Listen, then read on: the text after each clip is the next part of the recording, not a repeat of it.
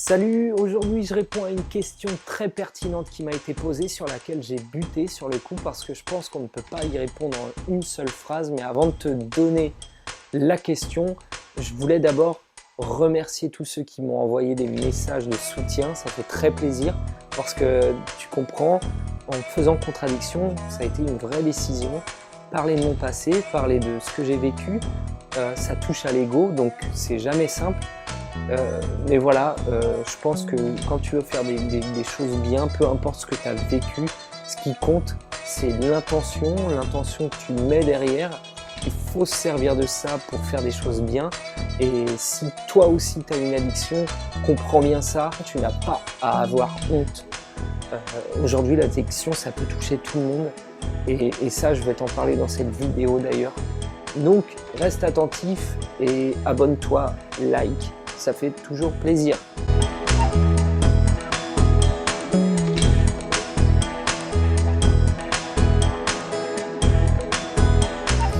Alors on passe à la question, et cette question elle est très légitime. Beaucoup de gens ont dû se la poser, et c'est la suivante: comment se fait-il quand tu as tout pour être bien, donc une femme, un emploi que tu aimes, un enfant que tu aimes, tout va bien, et pourtant tu vas tout gâcher avec de la drogue, avec de l'alcool, avec une addiction quelle qu'elle soit, qui paraît si futile à côté de tout ça. Ça peut paraître complètement aberrant, et ça l'est, mais malheureusement c'est le cas pour bien des gens aujourd'hui, et donc on va en parler. Donc quand tu es un proche, tu es une victime directe du dégât que crée l'addiction. Surtout quand tu es le conjoint de la personne qui a une addiction, c'est encore plus dur parce que tu es vraiment le spectateur direct. Tu vois les mensonges, tu vois les crises de manque, tu vois les changements d'humeur, tu vois l'argent qui disparaît, voilà, tu vois tous les petits désagréments, et même les gros désagréments que ça crée, quoi. Et c'est très perturbant, parce qu'on a connu quelqu'un qui allait très bien et qui d'un coup ne va pas bien, et on n'aurait jamais imaginé ça. Moi-même, quand ça m'est arrivé, j'aurais jamais imaginé que ça m'arriverait à moi. Je peux t'assurer que j'avais un avis très négatif sur les addictions, et pourtant ça m'est arrivé. Voilà, donc comme quoi on n'est jamais sûr de ce qu'on est. Donc personne n'est préconçu pour supporter ça.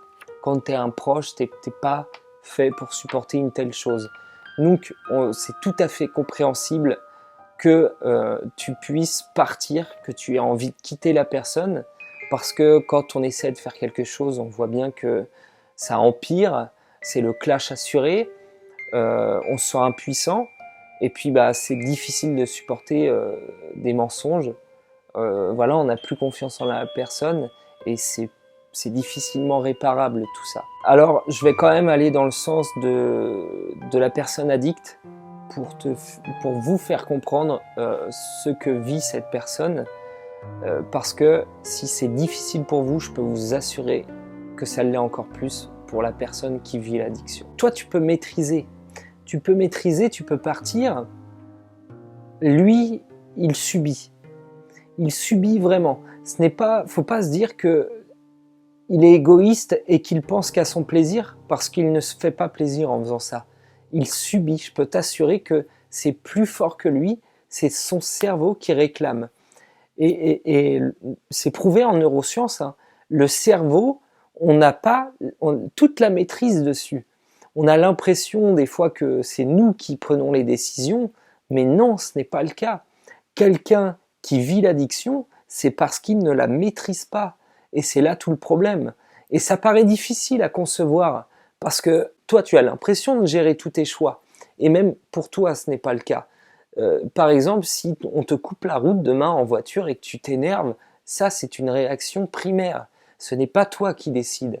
Et ça, c'est dû à une chose, c'est ce qui s'appelle le cerveau reptilien. On a un cerveau, le cerveau triunique, qui est donc le cerveau reptilien, le cerveau limbique et le néocortex. Le cerveau reptilien, lui, il est responsable de tous les automatismes, donc des décisions primitives, des décisions vitales, Et lui, quand tu lui fais comprendre que t'es pas bien et que d'un coup, quand tu prends de la drogue ou quelque chose d'autre, ça va beaucoup mieux, bah, je peux t'assurer qu'il imprime.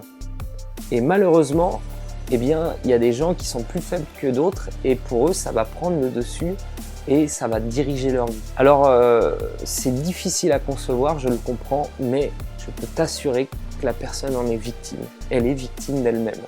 Et ça, c'est désastreux et ça cause des dégâts. Donc, il y a des gens qui arrivent à s'en sortir. J'ai réussi à m'en sortir, mais ça ne s'est pas fait parce qu'on m'a dit « Oh, si tu as de la motivation, tu peux t'en sortir. Voilà, si tu m'aimes, tu peux... » Non, rien à voir avec tout ça.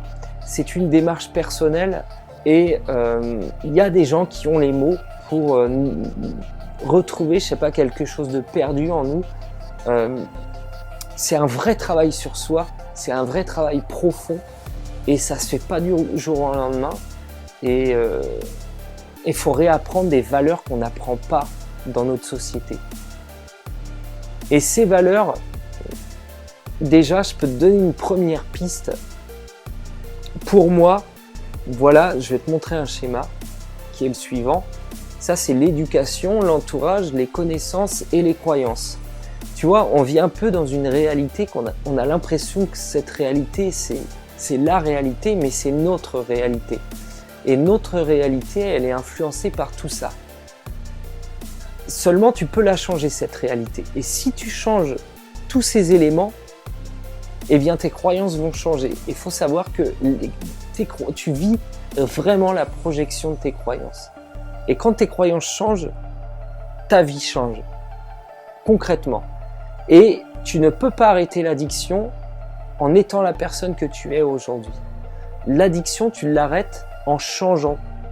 Donc, tu ne peux pas dire « j'arrête ». Parce que, imagine, je te dis « arrête de penser à la couleur jaune ». Tu vas faire que d'y penser. Donc, ne pense même pas à « j'arrête la drogue ». Pense « je change, je vais changer ». Et là, la personne que tu vas devenir n'aura plus besoin de son addiction. Parce que la personne que tu es aujourd'hui en a besoin. La personne que tu es aujourd'hui est dirigée par ça. Donc, la personne que tu es aujourd'hui ne peut pas arrêter l'addiction. Donc, comment on fait ça? Eh bien, on va reprendre notre schéma et l'éducation. Tu comprends bien que l'éducation, on ne peut pas la changer, mais on peut changer son regard sur l'éducation. On peut changer la perception qu'on a de ça. C'est-à-dire que toutes tes rancunes envers tes parents ou je ne sais qui, il va falloir les arrêter.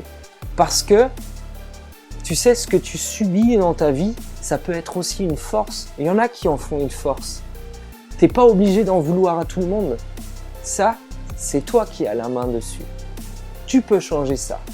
L'entourage, c'est pareil, tu peux le changer. Et crois-moi, ça a une grosse influence sur tous tes choix. Les connaissances, c'est pareil, on ne se rend pas compte, mais aujourd'hui, on a des informations anxiogènes à la télévision. Tout ce que tu regardes, je sais pas moi, sur Internet, change. Essaye de regarder des choses saines, des choses qui t'apportent vraiment. Et ça va vraiment changer beaucoup de choses en toi. Et tout ça, ça va avoir une influence sur tes croyances. Et si tu changes tes croyances, crois-moi, ta vie va changer. Faut comprendre que pour être heureux, ça part de l'intérieur. Faut apprendre à être heureux avec ce que tu as et pas vouloir plus pour être heureux. Comment veux-tu apprécier plus si tu n'apprécies pas ce que tu as déjà? Donc, pourquoi je dis ça? Parce que quand tu cherches à te droguer ou à prendre de l'alcool ou à faire la fête, c'est que tu cherches quelque chose de plus pour être plus heureux. Mais ce n'est pas ça qui t'apportera du bonheur.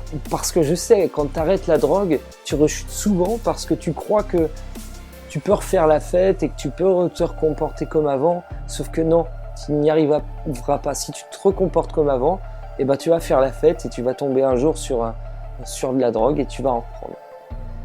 Donc voilà, il faut changer, c'est important. Et la personne que tu deviendras, en changeant, tu verras que tu n'auras plus envie de ça. La personne que tu es aujourd'hui en a envie. La personne que tu deviendras pourra ne plus en avoir envie. Mais pour le moment, ne vise pas un arrêt de la drogue, vise un changement. C'est vraiment un conseil qui est précieux pour moi. Voilà, donc en gros, ce qu'il faut comprendre, c'est que on vit dans une société où malheureusement, les addictions, c'est quelque chose de dramatique aujourd'hui. Est-ce que tu connais quelqu'un autour de toi qui n'a pas d'addiction, qui n'a pas de dépendance? Aujourd'hui, c'est un tas de choses qui nous rendent dépendants. On a la voiture, on a les portables, on a la cigarette, on a, je sais pas, on est dépendant de plein de choses. Toi-même, si tu n'as pas d'addiction, tu le sais, il y a des choses, si on te les enlève, ça va te frustrer, ça va être très dur pour toi. Eh bien, comprends que pour un addict, ce soit difficile aussi pour lui. Donc ça se soigne, ça se fait doucement, ça se fait sur la durée, mais je peux t'assurer quelque chose, ce n'est pas en voulant à la personne et en lui balançant des saloperies à la gueule que ça va l'aider.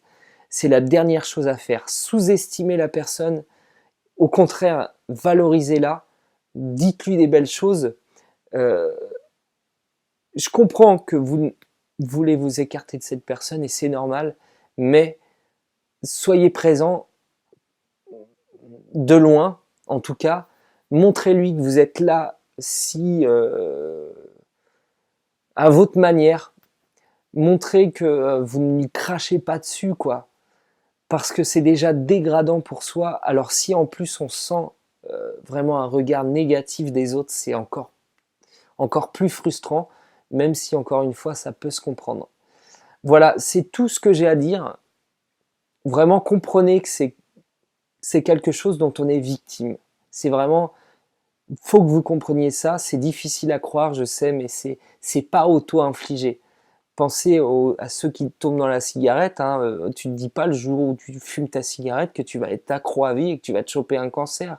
Tu le fais pas pour ça, tu le fais pour te faire un petit plaisir et tu penses que demain ce sera terminé et le lendemain que tu recommences et ainsi de suite. Voilà, c'est pareil pour tout, faut comprendre ça, c'est aujourd'hui, l'addiction c'est un fait, ça peut arriver à tout le monde, ça peut arriver, c'est comme ça, faut faire avec et faut être prêt à affronter ça. Et plus on a d'informations, plus on peut l'affronter. Donc voilà, c'est ma mission. J'espère que cette vidéo vous aura plu. Si vous voulez me poser aussi des questions et que je fasse une vidéo sur votre question, faut vous inscrire à mes contacts personnels. En vous inscrivant à mes contacts personnels, je vous envoie régulièrement des emails, du contenu. Vous saurez quand je sors une vidéo, vous saurez les événements que je mettrai en place. Je vais organiser des lives, des lives malgré que le dernier soit très mal passé. Enfin, je vous raconterai ça dans une prochaine vidéo. Je vous raconterai aussi ce que je compte faire dans cette chaîne. Pour le moment, c'est tout pour aujourd'hui et j'espère que ça vous aura plu. Je vous dis à très bientôt. Ciao, bye bye.